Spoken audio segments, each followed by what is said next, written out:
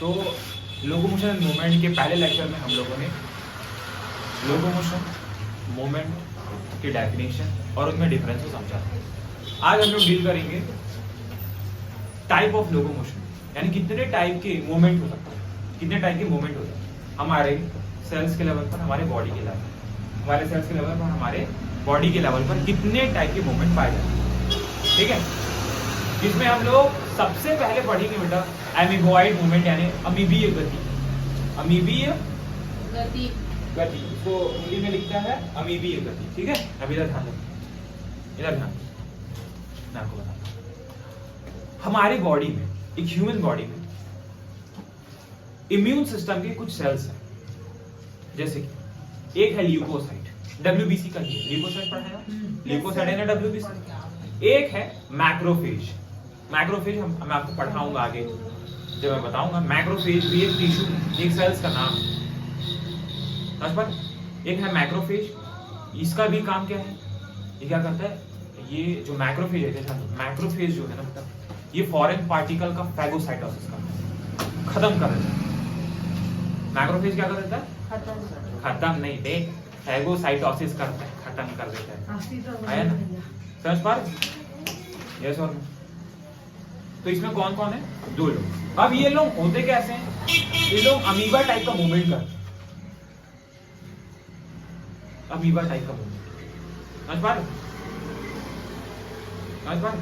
अगर आप इस वीडियो को देखेंगे तो आपको एमीबॉइड मूवमेंट दिखने वाला है। आप लोग सब लोग देखना इस वीडियो को। Yes sir. तो आपको मैं एक चीज बता देता हूँ कि the cells in human body exhibit a three type of movement, यानी एक मानव में जो कोशिकाएं वो तीन प्रकार की गति प्रदर्शित करेंगे, तीन प्रकार के मूवमेंट को करेंगे। सबसे पहला मूवमेंट है एमीबॉइड मूवमेंट। सबसे पहला मूवमेंट क्या है, amoeboid movement. some specialized cell in our body like macrophages and leukocytes in blood exhibit amoeboid movement। इसमें ब्लड आया ना, in blood exhibit amoeboid movement, यानी ये कैसे चलते हैं, ये अमीबा टाइप के चलते हैं, शेप बदल बदल के अपने स्ट्रीमिंग से, अपने साइटोप्लाज्मिक स्ट्रीमिंग यानी अपने प्रोटोप्लाज्म का स्ट्रीमिंग करते करते समझ पा रहे, ऐसे ऐसा समझ पा रहे हो? Yes sir. जहां जगह मिले वहां स्ट्रीम करते हुए ये आगे बढ़ते जाएंगे, समझ पा रहे? ऐसे इनका साइटोप्लाज्मिक स्ट्रीमिंग इनमें हेल्प करता है, इनको आगे बढ़ाने में। और छोटे छोटे स्यूडोपोडिया, पोडिया होता है बेटा, तो पोडिया यानी होता है पैर, लेकिन स्यूडो होता है, पोडिया यानी पैर होता है, लेकिन ओरिजिनल पैर नहीं है ना, वो एक सेल का पैर जैसा, जो पैर के जैसा काम कर रहा है, जो आगे बढ़ने में उसको सहायता कर रहा है, उसको बोलते हैं स्यूडोपोडिया। लोगों को पता ही नहीं स्यूडोपोडिया का मतलब क्या है, समझ पाए? साइटोप्लाज्म यानी जो प्रोटोप्लाज्म है वो कुछ ऐसे स्ट्रक्चर्स बनाएगा जो एक सेल को आगे बढ़ाने में हेल्प करेंगे, एक सेल को आगे बढ़ाने में हेल्प करेंगे। समझ पा रहे हो? वो कैसे, कुछ भी तरीके से हो सकता है। वो कभी कभार कुछ ऐसा निकलने वाला स्ट्रक्चर बन जाएगा, इसको हम लोग स्यूडोपोडिया बोलते हैं। तो स्यूडोपोडिया के मदद से ये क्या करता है, एमीबॉइड मूवमेंट करता है, अमीबीय गति करता है। कुट पार होता है, कुट के मार नहीं, कुट पार। ठीक है, आया ना? देखो, it is affected by a pseudopodia formed by the streaming of protoplasm as in amoeba। amoeba जो होता है ना, amoeba वो अपने, amoeba तो सिंगल सेल ऑर्गेनिज्म है, एक कोशिकीय जीव है। तो जो एक कोशिकीय जीव होता है ना amoeba, वो क्या करता है, वो क्या करता है, अपने प्रोटोप्लाज्म को ऐसे कन्वर्ट करता है कि वो सूडोपोडिया बने, और सूडोपोडिया की मदद से अपने शिकारी को, उसका जो भोजन है उसको पकड़ता है, समझ पा रहे? उसको पकड़ता है, साइटोप्लाज्म के अंदर लाके उसको डाइजेस्ट कर देता है। अरे यस सर। तो मैक्रोफेज और ल्यूकोसाइट, ये बहुत क्वेश्चन को इस तरीके से भी सोचा जा सकता है, बहुत बड़ी बात है। एक तो है केवल आप एनसीईआरटी पढ़ लो और पढ़ते हो, एक है कि आप सोच के चलो कि लोग मूवमेंट कर रहे कैसे, किससे कर रहे हैं, साइटोप्लाज्मिक स्ट्रीमिंग यानी प्रोटो, जो कोशिका द्रव्य है, तो कोशिका द्रव्य में प्रवाह, ऐसा प्रवाह हो रहा है कि छोटे छोटे पैर लाइक, मतलब सेल्स के लेवल पे पोडिया बन रहे, पोडिया, लेकिन वो ओरिजिनल पैर नहीं है, वो केवल उसको आगे बढ़ने में सहायता कर रही है, इसलिए हम लोग बोलते हैं स्यूडो यानी नकली। आभासी, जो दिखता लगता तो है लेकिन अलग है। समझ पा रहे? हाँ यार, it is affected by pseudopodia formed by streaming of protoplasm। Protoplasm में कोशिका द्रव्य के द्वारा ये क्या करते हैं, कोशिका द्रव्य प्रवाह के द्वारा लोग क्या बनेंगे, कुट पार बनाएंगे, pseudopodia बनाएंगे। हाँ यार, हाँ यार, अभी ध्यान दो। अब एक सेल में माइक्रोफिलामेंट्स, आपको पहले बता चुका हूँ जब मैं आपको साइटोलॉजी पढ़ाया था, है ना, माइक्रोफिलामेंट पढ़ाया था, सूक्ष्म तंतु। क्या पढ़ाया था? माइक्रोफिलामेंट। हिंदी में भी इसको सूक्ष्म तंतु ही बोलते हैं। यस, हिंदी में क्या बोलते हैं? सूक्ष्म तंतु। सूक्ष्म तंतु। अब ये जो माइक्रोफिलामेंट है जो सेल के अंदर है, यही हेल्प करते हैं इसको ऐसा स्यूडोपोडिया बनाने में। तो देखो, द साइटोस्केलेटल एलिमेंट्स, साइटो यानी सेल और एस्केलेटल यानी हमारा जो एस्केलेटल सिस्टम है ना, ये सब जो फ्रेमवर्क बनाता है बॉडी का, क्या बनाता है? वैसे सेल का फ्रेमवर्क बनाने, यानी सेल को एक शेप देने के लिए क्या जरूरी है? साइटोस्केलेटल। तो cytoskeletal elements like microfilament are also involved इन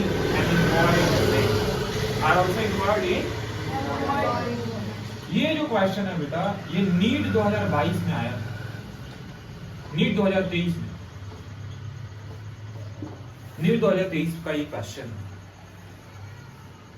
कि जो माइक्रोफिलामेंट है वो किस में हेल्प करता है। ऑप्शन एक था एमिबॉइड मूवमेंट, एक था ट्रांसपोर्टेशन, दूसरा था दो ऑप्शन थे वो अलग अलग। आदमी एक चीज में कंफ्यूज हो गया कि ट्रांसपोर्टेशन मारो कि मूवमेंट मारो। किसको मारो? मूवमेंट। ये चलने में सहायता करता है, पर गति करने में सहायता। सेल्स, किसको? Sales. So cytoskeletal element that like microfilament are also involved in amoeboid movement, है ना, अमीबी गति में सहायता करेगा। कौन? सूक्ष्म तंतु। यस और यस सर, हाँ है ना। तो हमारे शरीर में कुछ विशेष प्रकार की कोशिकाएं हैं, जैसे कि मैक्रोफेज हो गया, ल्यूकोसाइट हो गया, जो कि ब्लड में पाए जाते हैं, और ये अमीबी गति करते हैं। ये अमीबी गति कैसे करेंगे? यह अमीबी गति कोशिका द्रव्य प्रवाह यानी साइटोप्लाज्मिक स्ट्रीमिंग की सहायता से ये क्या बनाएंगे? कुट पार बनाएंगे, यानी स्यूडोपोडिया बनाएंगे। और इस स्यूडोपोडिया जैसे कि अमीबा बनाता है, अमीबा क्या बनाता है?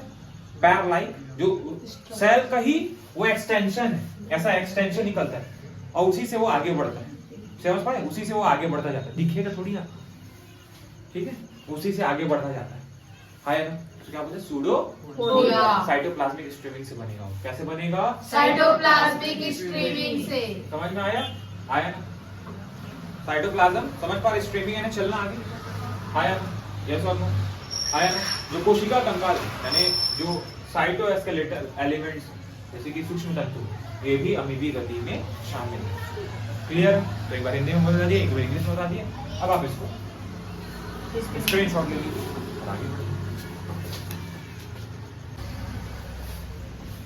अब हम लोग सिलियरी मूवमेंट देखने वाले हैं। देखो अभी तक हम लोगों ने एमिबॉइड मूवमेंट देखा।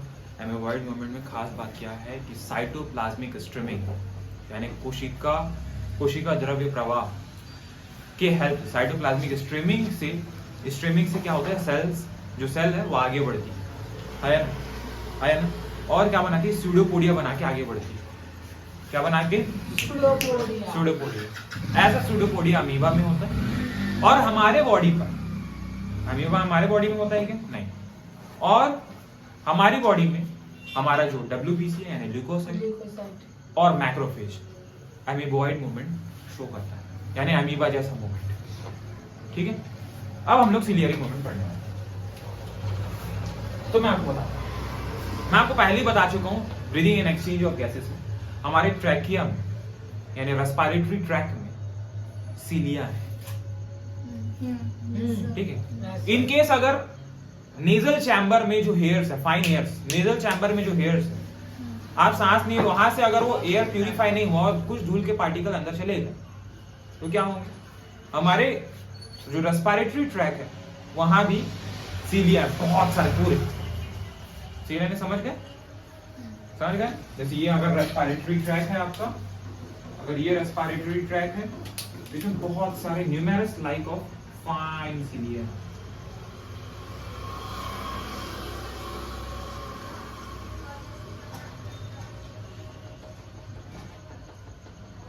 खेत वेत में अगर आप जाओगे, ठीक है, तो आप देखोगे हवा जब चलता है तो धान जो धान है ना वो ऐसा ऐसा होता है, ठीक है। ये लोग भी एक साथ कोऑर्डिनेट वे में मूव करते हैं और जो डस्ट पार्टिकल आएंगे उसको चिपका लेंगे। आप कभी सोचे हो, आप इमेजिन करो कि जब भी जो नाक में जो गंदगी आती है वो गंदगी कुछ और नहीं, वो एयर की गंदगी है। वायु में जो एयर है आपके एटमॉस्फेयर में, जो धूल के जो डस्ट पार्टिकल्स हैं वही म्यूकस के साथ एसोसिएट होकर, ठीक है, उस गंदगी को बनाते हैं। ठीक, आप कभी सोचो कि वो बाहरी क्यों आता है वो डस्ट पार्टिकल, अंदर क्यों नहीं चले जाता वो? सोचने लायक बात है, अंदर क्यों? क्योंकि जो सिलियरी मूवमेंट है, रेस्पिरेटरी ट्रैक का जो सिलियरी मूवमेंट है, ये लोग कोऑर्डिनेटेड वे में काम करते हुए डस्ट पार्टिकल को ऊपर की ओर फेंकेंगे और उसको यहां से होते हुए नेजल चैम्बर तक लाएंगे। आया, फिर वो सीबीसीएस और म्यूकस ग्लैंड से एसोसिएट होकर वो गंदगी बाहर आ जाती है। और बहुत जरूरी डिफेंस मैकेनिज्म के लिए, बहुत जरूरी है डिफेंस मैकेनिज्म के लिए, ठीक है। तो ये एक फैक्ट वाली बात होगी, ठीक है। Yes sir. दूसरी बड़ी बात, ध्यान दो इधर, एक फीमेल के बोलना चाहिए, एक फीमेल का जो एक फीमेल है उसके जो रिप्रोडक्टिव पार्ट है, रिप्रोडक्टिव पार्ट में एक वॉर्म लाइक स्ट्रक्चर होता है जिसको बोलते हैं हम लोग यूट्रस। और यूट्रस के दोनों ओर एक ट्यूब पाई जाती है, यूट्रस के दोनों ओर एक ट्यूब पाई जाती है जिसका नाम है फैलोपियन ट्यूब। जिसका क्या नाम है? Fallopian tube. Fallopian tube. और मैं दोनों तरह का फैलोपियन ट्यूब नहीं बता रहा, और ये आपका ओवरी, ये आपका क्या है? ओवरी। और ये आपका है क्या? Fallopian tube. फैलोपियन ट्यूब क्या है? ये फैलोपियन ट्यूब। ट्यूब। अब इस फैलोपियन, अब रिप्रोडक्टिव फेज में फीमेल का मेंस्ट्रुअल साइकिल के दौरान, है ना, फीमेल के मेंस्ट्रुअल साइकिल यानी आवर्त चक्र के दौरान 14th डे, 14वें दिन, जो ओवरी है ये ओवम रिलीज करती है। क्या रिलीज करेगी? ओवम। अब इस फैलोपियन ट्यूब के इनर वॉल में भी यही सीलिया है, छोटे छोटे। देखो बेटा, इसको हालांकि बताते नहीं है, ठीक है, लेकिन मैं आपको इमेजिन करके बता रहा हूं कि ओवम, सर ओवम के पास तो कोई भी मोटाइल स्ट्रक्चर नहीं है, ओवम के पास तो कोई भी मोटाइल स्ट्रक्चर नहीं है। तो ओवम यहाँ पर एम्पुलरी स्थमस जंक्शन होता है, जहाँ जो कि फर्टिलाइजेशन का साइट है, आइडियल साइट हम लोग इसी को मानते हैं, एम्पुलरी स्थमस जंक्शन। तो ये जो ओवम है, ये यहाँ तक आएगा कैसे सर? यहाँ तक एम्पुलरी स्थमस जंक्शन तक ये आएगा कैसे आएगा?